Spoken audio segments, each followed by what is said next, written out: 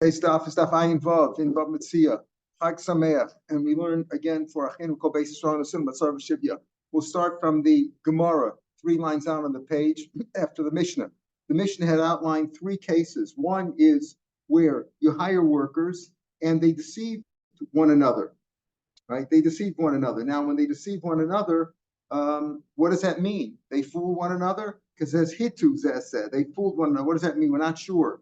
So it says if they fool one another, they can have a complaint, a grievance, but they really don't have a monetary claim. If, let's say, you hired workers to do work which was time dependent, there would be an irretrievable loss if they couldn't do it on time, and they quit in middle, they left you. You can hire other workers. If you're able to get other workers, fine. But if you can't, you can hire other workers at a much higher rate and deduct it from the first guys.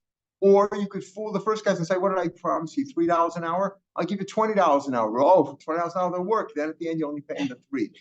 You're allowed to do that because they went back on the deal. Then the Mishnah said at the end, let's say you hire artisans, not working by the hour, not to work for you, but they're kablanim. A kablan is a contractor. He takes a job and he's quit the job in middle. Whoever quits in middle, said the Mishnah, has the lower hand, meaning he has no claim against the let's say the contractor quit in middle, so and you had to hire other workers, you had to bring somebody else in.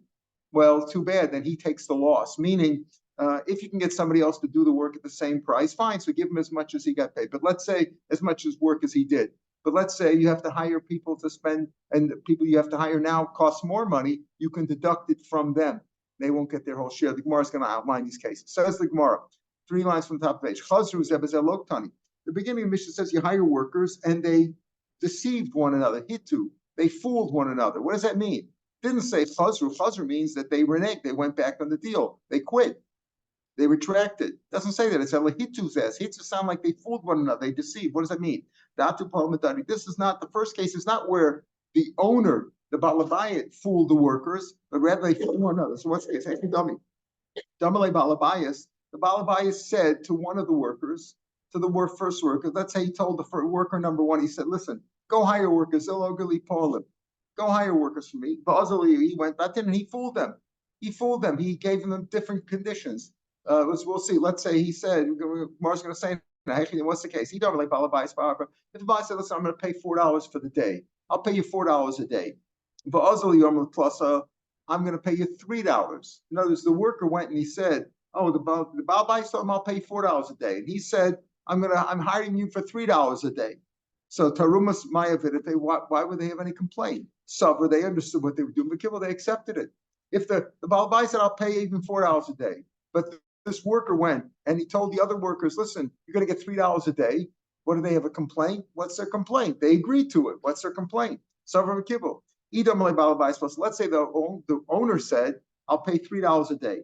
I'll pay $4 a day. The worker went and on his own, he said he's going to pay $4 a day to try to entice them to work. The Balabais only promised 3. He promised them 4. So again, Hechidami, how did he expect them to get paid? He says, listen, I'll guarantee it. Come to me. I'm the foreman over here. I'll pay you $4 a day. So Nussel Day, he's got to pay them. The owner only promised $3 a day. The worker went and said, I'll pay you guys $4 a day. So he's got to pay his own detanya. Let's say you hired a worker, you hired a worker to plow your field. By mistake, you showed him out in the field. The fields were far away. It was a big bekah, and you showed him the wrong field. You meant to show him yours, and you showed him the wrong one. And then he worked the other guy's field. Well, you promised him the work. You hired him. You showed him what to do. No, you have to pay. You have to pay the whole amount. Then you can go claim. You have a claim against the other guy who didn't even hire him, but you worked his field. So you can say, listen, whatever pleasure I gave you, whatever work I did for you, I'll pay you. You should pay me for whatever work you did. Whatever work was done, you should pay him for that work. Okay. But nothing but bias, whatever, I saved you whatever is $50 that you didn't have to pay somebody else to plow the field, so give me the $50. But the point is, if the worker promised them $4 when the owner only promised them $3, the worker has to pay. So what's the problem? Because he's got to pay them. What's this business? You say, listen, you hired workers and they deceived one another. They only have a grievance, a complaint, but they really don't have a monetary claim. Why not?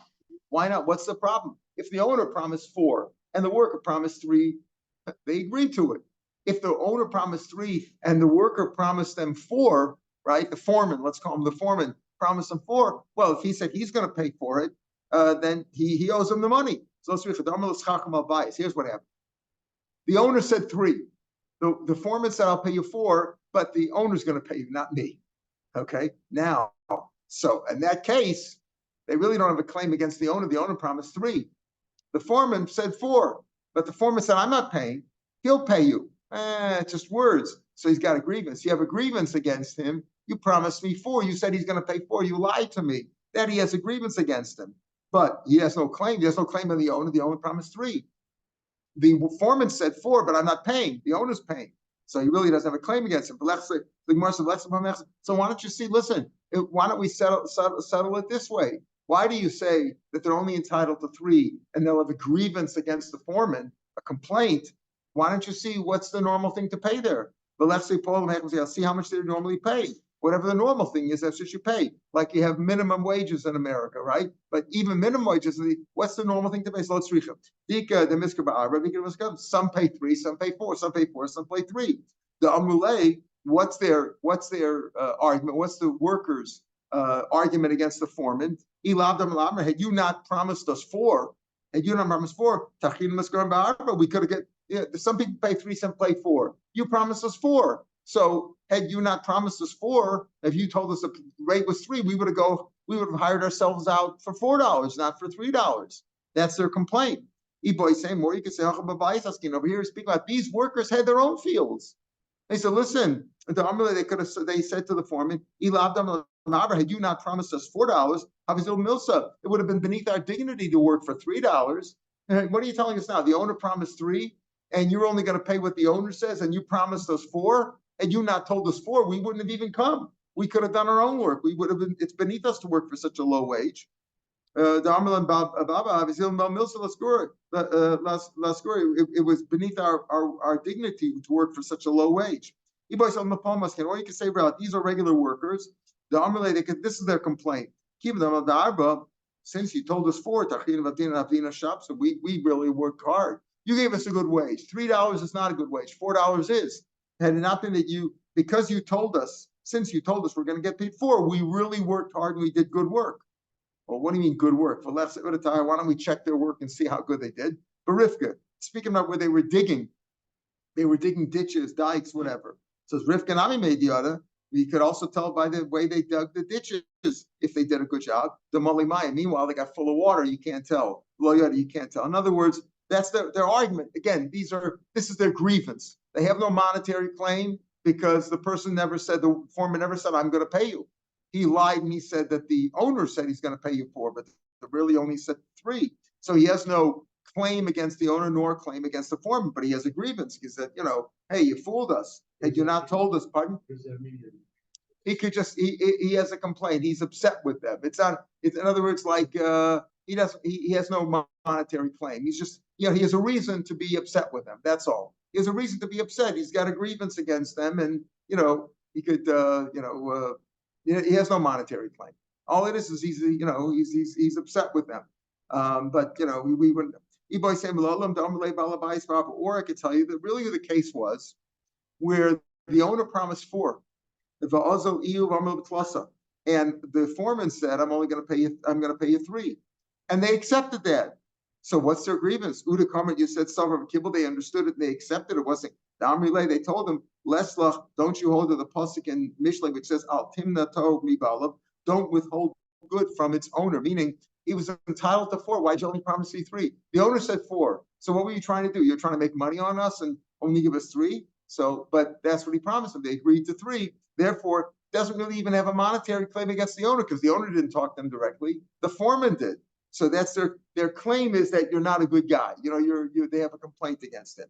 Now, let's say now we're going to get into the question of when the workers agreed to the work, what did they actually say? Right? The foreman promised them X amount of money, right? Let's say the owner promised 3, he promised them 4. What did they say? What did they say? Pshita. Now the Gemara says obvious. If the owner said 3 And the foreman went and said, I promise you 4. And they said to him, okay, good. Because the foreman's saying that the owner promised 4 when he didn't. He promised 3. But the foreman says the owner promised 4. If they said, okay, whatever the Balabaya said, that's great. That's higher. Look, they're thinking about the higher money. In other words, they're not thinking that the foreman tells them the owner promised 4. So that's what they're expecting.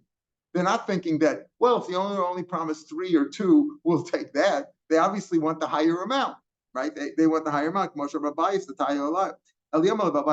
Balabaya said, I'll pay 4. And he said 3. The foreman said 3. And they said, whatever the Balabaya said, what do they rely on? Do they rely on the foreman's words? Foreman said only 3. The Amrile, Mahamdas, we believe you, the Hachim, we believe you, okay, that's what the Balbais promised. Okay, we'll agree to that. Oduma, Dibur, the Balbais, because they're thinking, listen, whatever the Balbais said, meaning if the Balbais said more, we're expecting that. So when they agreed to it, when they agreed to work, the owner said 3, and the foreman promised them 4. They're always thinking about the higher, whatever the higher amount is. But let's say it didn't work. Let's say the foreman promised them less than the owner promised. And they say, we agree to the owner. We agree to, are they thinking about what the owner actually said? If the owner said more, they'll take that. Or they agree to whatever he said, to whatever the foreman said. In other words, do you listen? When they said we agree, are they saying we agree that we believe you and we're going to rely on what you said? You're the shliach, the foreman, or whatever the Balbai said in case that was more. What is their thinking? Tashma. So we're going to bring a case from a far out case, a case of Gittin. Now by Gittin, remember we learned that a man has to divorce his wife with a get. And he can give the get with a shliach, but he can make a shliach laholacha, which means the shliach is acting on his behalf. And when the shliach gives her the get or gives her shliach the get, she's divorced. She can also appoint a shliach like Kabbalah to accept it. What does that mean? As soon as her shliach receives the get, she's divorced. Even if she didn't get it, she appointed him a shliach. Let's say she said she's expecting a get. Toshma, she says to this shliach, bring me my get. What does it mean, bring me my get? She didn't say accept it for me. She says, please go to him and be a shliach for the husband to bring me my get, meaning I'll get divorced when I see it. But when the shliach went to the husband, he said, Ishtacha Amr, your wife said, your wife said that I should accept the get for her. She is not really the one who appoints a shliach la'alacha. She appoints a shliach l'Kabbalah. She said, you should go there and be a shliach la'alacha. Ask him to give you the get and you'll bring it to me. And I'll be divorced when you're going to be his shliach. The shliach didn't want to do that. He goes to him and he says, your wife appointed me to accept the get for her. Did she appoint him to do that? No. She told him, bring me the get. She didn't say, be Mikali. So the shliach went and he said, and he said, what did he say? The husband, right, told the shliach, where the husband is not the worker now, like telling the shliach, whatever she said, take it the way she said it, right? Now, she's not divorced even when she receives the get. Why? Because the husband said, listen carefully, the husband said, okay, whatever she said, thinking that he's listening. Well, the shliach said, I'm appointed to accept the get for her. So he says, okay, you accept the get for her. But he wasn't appointed to accept the get for her. He was appointed, the wife told him, bring me the get. Act as a shliach of the husband. So even if she receives the get, she didn't get the get from a shliach. Why? Because the husband never appointed him to be a shliach la'alacha to take it. The husband thought that he was accepting the get for her, which he wasn't. He can't accept the get for her. So effectively, she got the get not from a shliach la'alacha, and she didn't appoint a shliach l'Kabbalah. So he's not even divorced. You see that what happened? The husband didn't say, oh, send the get. You take the get to her, I'm sending it with you. The husband accepted what the shliach said. Listen carefully. What did the husband? The shliach said, I'm going to be a shliach to accept the get. But he wasn't a shliach to accept the get. That wife didn't appoint him to that. So therefore, and we said she's not divorced. Why is she not divorced? Because the husband said, okay, whatever she said, I accept what you say. I believe what you say. I agree to what you say. You say that you're a shliach like a balafan. I'm giving it to you, and she's divorced now. He wasn't divorced now because he wasn't a shliach for the wife. So what do you say? And in Shema, you see that he relies on the words of the shliach. So that in the case we said before, if the owner said 4 and the foreman said 3, and they agreed to it, they agreed to the words of the shliach. If you say that what the husband relied on her words, what were her words? Bring me the get. Don't accept it from me, but bring me the get. You realize her word. She should be divorced from them, because if the husband meant to say, listen, I rely on whatever she said, and she said to bring her the get, okay, I'm making you a shliach to bring her the get, then she should at least be divorced from that. So here's a proof that the workers effectively listen to the shliach, and as they rely on what the shliach said, and therefore they should only get the 3. Amar Rav Ashi, no, you can't compare. How could you compare this case to that case? Bishlama, iet maritcha. Listen to this carefully. If the case of the get would have said the other way around, meaning she didn't say, bring me the get, and the worker said to the husband, your wife said that I should accept the get for her. Not like that, but the other way around. She said, if she would have said to the shliach, accept the get for me, take it from him, and I'm divorced as soon as you get it. He changed it. The shliach said, Amra, the wife said to bring me the get, that I should be a shliach for you, the husband. And the husband would have said, hey, look, Amra, like she said. And Rav would have said, when she gets the get in the Yado Migreshes, once the shliach receives the get, she's divorced. You see that the husband relied on her words, because what were her words? Be makabel the get from me. Whatever you say, I want to send the get the way she wanted it. She wanted you to be a shliach lekabbalah. Okay, if Rav would have said she's divorced as soon as the shliach receives it, that's a sign that the husband relies on her words, because she said, be makabel the get from me, you accept the get from me. Or inami, if Rav would have said, Mishagi get liyada migureshes, when she actually receives the get in her hand, not the shliach, when she receives the get in her hand, migureshes, amadi bordi dekasam. You see, you rely on the words of the shliach, because the shliach said, what happened? She said, be makabel the get from me, accept it from me. And the shliach said to the husband, your wife said that I should bring it to her. So if Rav would have said she's divorced when he brought it to her, that's a proof that he relies on the words of the shliach. But in the case we said on Amar Aleph, where she said, bring me the get, and the shliach said, your wife told me to be makabel, to accept the get for her, the reason that she's not divorced over there at all is because the shliach said, I don't want to be a shliach. She told me to bring the get to her. I don't want to bring the get. I'm not going to schlep all the way back there. If she could be divorced by me accepting the get for her right now, that I'll agree to. I slept one way. I slept all the way here to you, the husband, to accept this get for her. That I'll do. But I'm not going to schlep it all the way back. So that's there. So he was over the shliach. She said, bring me the get. Don't accept it from me. Bring it to me. He got there and he said, your wife said that I should accept the get for her. That's not what happened. She didn't appoint him a shliach. That's why he's not divorced. He uprooted the whole shlichas. Like Amri, the Amrlei, shliach kabbalah. I'll be a shliach kabbalah because I'm not going to slip all the way back there. I'll accept the get, and if that's considered she's divorced, fine. I'll accept the get. Now tear it up and let me out of here. I don't want to be a shliach lo. Therefore, there's no proof from this case to our question. Our question is, if the owner said 4 and the foreman said 3, and they said, yeah, we'll agree to whatever the owner said, were they thinking about what the owner actually said, or were they thinking about what the shliach actually said? And we're not poshet the shiloh. Now, the first thing we brought up in this Gemara was that the Mishnah said you hired workers and they fooled one another. We're still dealing with the first case where they fooled one another, meaning what happened? The owner said 3 and he said 4, or 4 and 3. Why? Because it didn't say they reneged, right? That they reneged. The chazru is they reneged on the deal. Hitu means they deceived one another. Now the Gemara says, I'll give you a different answer. Even though it's a little bit strange, because the Mishnah, if you read the Mishnah says in the first line hitu, in the second line b'chazru, in the third line again hitu, right? Hitu or mat'an, which is lashon of deceiving. So he's saying it's interchangeable. Ibay said this time also chazru, reneging is also the same as deceiving, meaning deceiving sounds like we're saying the foreman fooled the workers. Chazru means they reneged on the deal, meaning the workers against the owner himself. The Tanya Sarchasum, the higher workers. As Balbayis, they fooled the Balbayis, they deceived him meaning they reneged on the deal. Oh, Balabayis Hitosan, Elam Zelzal Tumas. If they went back on the deal before they started working, hired workers for the next morning, and the next one said, we're not coming. Okay, you have a complaint. Tarumas, you didn't show up, but you can't, there's no monetary claim. So you see over here that Hitu is not just a lotion of where the foreman fooled the workers, it also can mean where the workers and the owners, reneged on the deal.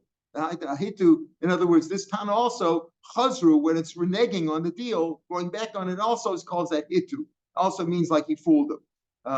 And he goes on, the Brisa goes on to explain. There's only complaint. When is an only complaint? Shlohochu, where they didn't start working yet. They didn't start working. Aloholchu, but if they went to work, then it's the owner, the workers showed up and there was no work. Ever have that? You showed up and there was no work. Something that happens, right? Chamar, let's say truckers, Teamsters. Teamsters came. Below Matsu Tvua. They came to schlep, product, commodity from one place to another, and there was nothing there. Or Poland workers in the field came and Matsu Sada Shilach. They found that the field was a swamp, was all wet. They couldn't work the field. No son's chum, she's got to pay him in full. In other words, if they quit before, either the owner quit the deal or the workers quit the deal before they showed up, fine. Then there's only complaints. But if they showed up and there was no work, then he's got to pay him in full. Aval, we're at the first of the white lines, Aval Ein Adoma, even though they has to pay them in full, not quite in full. Ein Adoma Abaton the Balreka. Still, it's easier to schlep back with your truck empty, less gas. The car, the truck goes faster. It's less wear and tear on the truck. If it was empty, meaning you have to pay them for the day's work, but you don't pay them as much as if they actually schlepped all the produce. Or Osam Lacha Lioshibato. Okay, the worker showed up and the field was swamped out. You couldn't work the field, so you got to pay them for that, but you don't pay them quite as much as if they would have actually worked. That's okay. Then Morim, so it's Chilub Malacha. That's not if they didn't start working on Chilub Malacha, but if they started working. Now Rashi says over here, now we're already switching to a different case. We're talking about a case of a kablan, a contractor. If they started working, let's say they started working, they agreed, let's say, to a certain price, to sell us, right? So you figure, let's say they started working, and then they quit in middle. They quit in middle. So you estimate, you assess how much they work. Case it gives an example. So let's say they said, cut down these standing wheat or grain, whatever, for 2 sellers. Pay you 2 sellers for the day. Okay. So they cut down half. Okay. And they quit. What do you pay them? What do you think you should pay them? Half, right? 1 seller. Or let's say a beggar, they hired a tailor to make a clothing, to make some clothing, to weave clothing. Beggar larag b'shei again for 2 sellers. Are going to get half. Shisha. Let's say now, listen carefully. Let's say now it was worth 2 sellers for the day. Okay, 2 sellers is 8 dinners. Let's say though, after they quit in middle, if you had to hire a worker, a contractor to finish the job, the whole job went for 8 dinners. Half went for 6. You don't always get it for exactly for half. Now to finish the job, you got to pay somebody 6. Still no, so you still pay half according to this. Not a why, because the author of this part of the Mishnah, the Chacham say that if the workers quit, they have the upper hand. They still have the upper hand. They don't have the lower hand, right? Because Rav Dos says we're going to see him and it holds that. So if it was worth 6, right? The less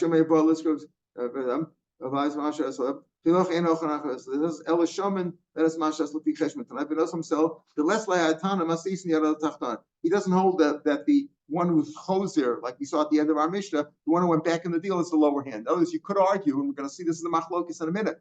So they did half the job, right? The job cost 8 dinners. They did half. Do you pay them 4 dinners, 1 seller? Or since if you have to hire somebody else to finish the job, it's going to cost 6, you only give them 2. A quarter of what they were supposed to of what they worked. So Masha Siyafa, she should did a no slim seller. Oh, Yigmar, or let them finish the work. Tell them, listen. So the Tanakama holds, listen, if they did half the job, even if it costs more to finish it, you have to pay 6 to finish it. You still give them half, or let them finish it, and they'll get the whole full amount, the 2 sellers, which is the 8 dinners. The im seller, no slim seller. Tomorrow's going to deal with it. If they did if they did, Yitlu Sheislam, the Imsela, no sin Sela. What does that mean? If they did 1 sel's worth, you give them a Sela.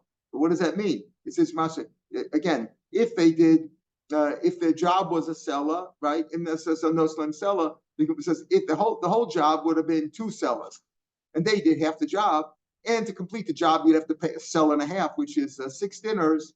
So you still pay them half, or you can the Imsela, no same Imsela. Now, that's a strange lashon. The Gemara is going to ask about that. What does that mean? Imsela, im yofa el sela, that imsen pol and sela. If, let's say, you can find workers to finish the other job for a sela, so you give these guys a sela. Of course, it's a sela. The whole job was 2 selas. They did half. Now, okay, and to complete the other half, you have to pay somebody else another sela. Fine, you give these guys a sela. Isn't that obvious? The Gemara will ask about that. Rav Dosa says no. Shamal Masha Aslis, look how much it would take to finish the job. To finish the job, if it would cost 6 dinners to finish a job, no slim shekel. You only give them a shekel, which is 2 dinners. A shekel is 2 dinners. A quarter, meaning, and half a sela, meaning even though they did a sela's work, they did half the job, but you have to pay somebody else a sela and half to finish it. So therefore, you only give a sela. Why? Because this Rav Dosa holds that yada misha choserba, whoever went reneged on the deal, he has a lower hand here. The owner could say, listen, the job cost me 2 selas to do. You contracted to do the job for 2 selas. You only did half. So you should get half? Yeah, but it would cost me 1.5 to finish it. You're only going to get a quarter of the wage. No slim shekel. Or let them finish the im sela. If you can get the job done for a sela, the rest of it, then no slim sela, fine. There, again, what's the finish it? This is all speaking about when it's something that was not time dependent, and you can get the job done later. Okay, you'll finish it later. If, let's say, if they don't finish the job today, or whatever, they're working the field, or it's in the water, or whatever it is, it's something that's going to go bad if they don't finish it. He can hire somebody for extra wages, pay them a lot of money, and deduct the whole thing from these first workers. Or fool them and tell them, oh, you were going to pay 2 selas, I'll pay you 100 selas for the day. And you can lie to them. Case how? I promised you a sela. Go take 2. How much can you cheat them by? You could promise them the world, promise 450, promise them anything, because they contracted to do the job. They're in the middle of the job now. Had they not started it, fine. They could have said, we don't want to do the job. But you're in the middle of the job, and the job is going to go bad. Meaning you're in the middle of working something, some process that if they stop in the middle, the whole thing's going to go bad. You think you have me over the barrel? I'll pay you $100 an hour. Oh, okay, fine. Then you could say, your fault. I was entitled to cheat you because imikesh tit pato, right? Michael, same thing. Somebody fools you, you could fool him, right? Like the guy who said what? That I have your field as a mashkon, either sell it to me or I'm going to throw out the IOU and claim that I bought it. That's only if you can't fire somebody else. You can't find other people to do it. If you can hire other people to finish a job, and the worker says, listen, I don't want to work. There's plenty of other guys. And you can only have a complaint because I got to go schlep and go to somebody else. But if there's no monetary loss, I can't claim monetary loss because it just leaves a little bit extra effort on my part. Now, going back to the first thing we said here in this brisa, we said that that if workers, you hire workers, if they renege right before the job starts, then you just have a complaint. I got to go get other workers. Or if he went back on the job and said, I don't have any work for you, they just have a complaint. Now we have to go find another job. But if they started working, then you got to pay them for the day. However, if there is no work, like the field was swamped, or there was no produce for the teamsters to schlep in their trucks, then the fact is, you got to pay them, but you can pay them less. Tani Tanaka made Rav knows the Rav. A Tana learned in front of Rav. He saw this brisa. You got to pay them the full wage if they showed up to work. Amar lei. So Rav said, Chavivi, my uncle, my dear uncle, that was Rafia. Amar, he said, Ilu Anohavoy, if I had been there, but I would only give them like a worker who's willing to do nothing for the day, meaning to sit around. You say you have to pay them a full wage. Now, the truth is, the end of the price, it did say that. It said you got to pay them a full wage, but you don't got to pay them as much as if they actually work. How much is a worker willing to do nothing and sit around and get paid just to sit around? That's what he would have paid them. So the Bryce really did say that. You can't compare somebody who comes with a full truck to somebody who comes with an empty truck. Or you can't compare somebody working to somebody who sits around and does nothing. Meaning you have to pay him for the day, but you don't have to pay him quite as much as if he actually did the work. So the Bryce also said that. What do you mean? Rav said that my uncle said I wouldn't have paid him a full wage. I would have paid him as much to sit around and do nothing. So I say more kameh. You're right that when this Tana learned this halacha, he didn't finish the Bryce because the Bryce says ein adoma, like we said in the first of the wide lines in the Gemara. Aval ein adoma. You can't compare somebody who's working a full job, working full time and doing a full day's work to somebody who's really doing nothing, taking an empty truck or sitting around and doing nothing. Economy, some say he did finish the Bryce, but this is what Rav said. Chavivi Omar, my uncle said, I've been there. I wouldn't give him anything. I wouldn't have given him anything. It's his bad mazel. And you say you got to pay him like a worker, just the opposite. I say, look, I hire you to do the job. When you went there to do the job, there was no job. The produce was gone. It was stolen. Or the field was swamped overnight. So wait a minute. So what do you mean? Now Rav is saying my uncle wouldn't have paid him anything, but the Bryce said you got to pay him at least like a worker who's doing a light job, who doesn't have much to do. He's got an empty truck or no tvua. Did the worker get a chance, the way Rashi, did the worker get a chance to analyze the field the day before to look at it? He did a Shiur to check the out before. If he was able to check the night before, he could have seen that the field was swamped. And if it rained overnight, that's his bad mazel.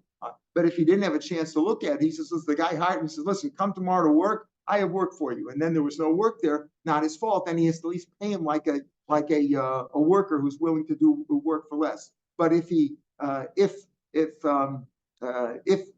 a chance to see the work and it was his fault, it was the worker's fault, he could have seen that the field was swamped or there was no produce. Rava said, Ayman the Agar Aguri, a man who hires workers, Larafka, let's say to do digging, Vasa Mitra, and the rain came, filled it with water, now you can't do digging. Isar Larmota, if the worker had a chance, was entitled, and he said she showed him the field the night before, so say to the polim, it's his work, it's his fault, it's his loss, right? Because it's Bas Mazel. He saw the night. I said, listen, go check out the field. I want you to do this field. I want you to dig up this field. Go check it out tonight. And he checked it out.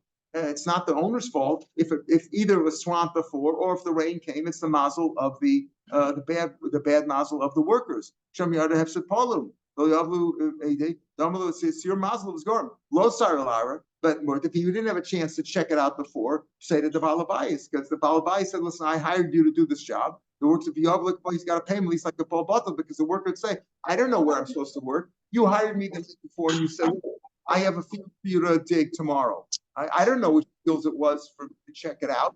I didn't know which field it was. You told me there's work to do. If there's no work to do and I showed up, at least pay me like a worker who's willing to do not much.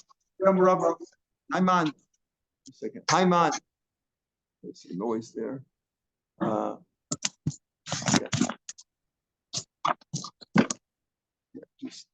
Okay. Rava said another thing. Over let's say he hired workers to irrigate the field. And rain came.